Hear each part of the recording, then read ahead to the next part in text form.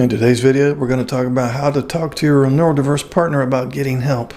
If you've ever tried to talk to your autistic husband about therapy, coaching, or getting some kind of outside support and it blew up, or he shut down, or he turned it into you being the problem, you're not imagining it. Many neurotypical partners say things like, well, the moment I mention help, he gets defensive, or he hears criticism every time I bring it up, or he thinks I'm trying to change who he is. And here's the painful part.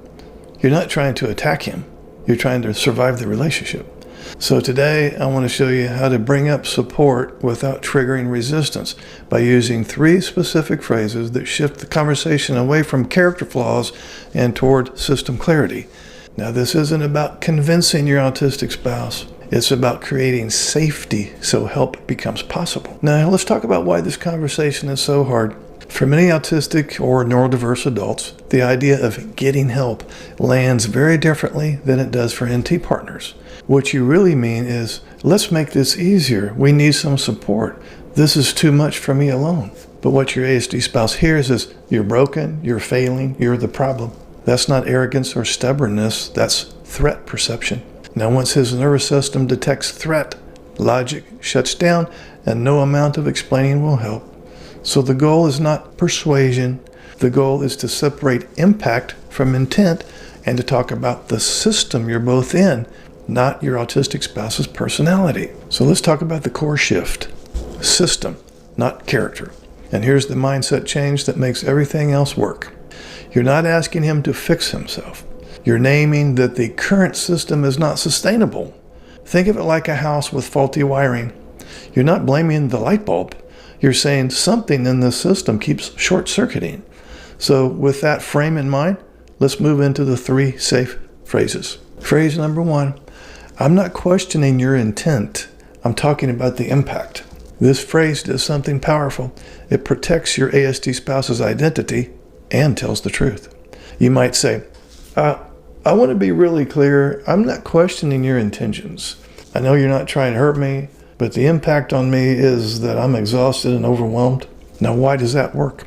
Because it removes moral judgment, it lowers shame, and it prevents the automatic rebuttal of, that's not what I meant. You're not arguing about what your autistic spouse meant. You're naming what is happening. And here's the key. Do not follow this with a lecture. Just let it land. Silence here is not failure, it's processing, and your autistic spouse is a slow processor. Phrase number 2, what we're doing right now isn't working for me anymore.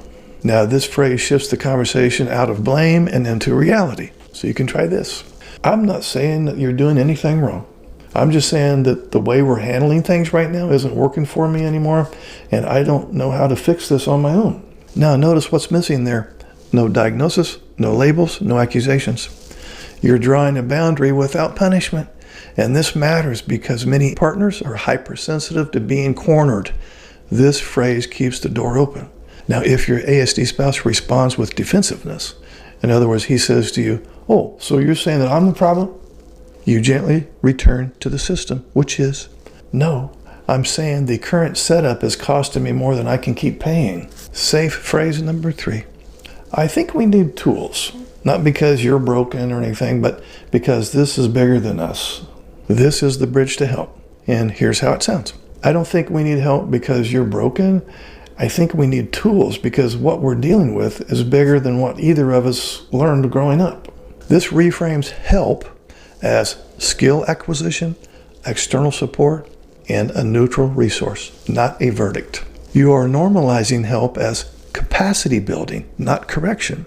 And if therapy feels too loaded, you can soften the entry point.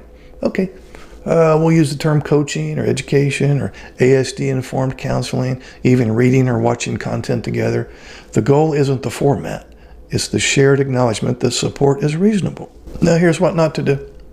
Here's a few quick cautions because these undo safety fast. Don't ambush your husband in the middle of conflict.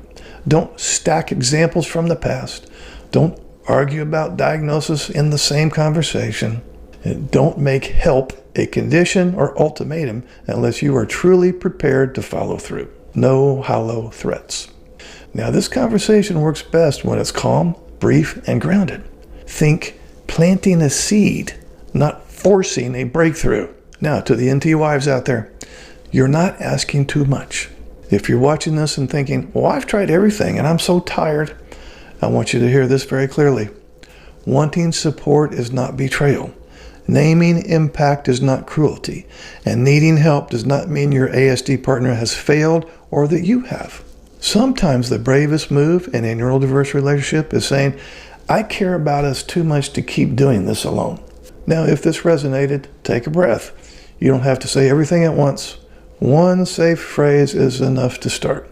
And if you want more guidance like this, grounded, respectful, and reality-based, make sure you're subscribed. You're not crazy, you're not heartless, and you're not asking too much.